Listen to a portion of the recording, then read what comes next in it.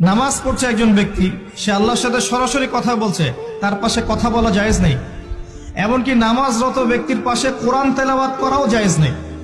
আমি কথা কি বুঝতে পারছেন?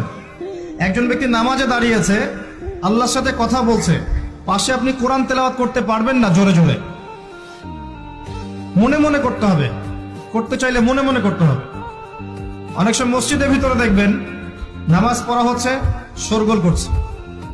নবী সাল্লাল্লাহু আলাইহি ওয়াসাল্লাম বলেছিলেন, আখিরুজ জামানে, তিরমিজিতে আছে হাদিসটা, আখিরুজ জামানে ইসলামের নামটুকু থাকবে, ইসলামের প্রকৃত বিষয়গুলো থাকবে না। কোরআনের মাসহাফ থাকবে, যে মাসহাফ, কোরআনের মাসহাফটা থাকবে, এর শিক্ষাগুলো থাকবে না।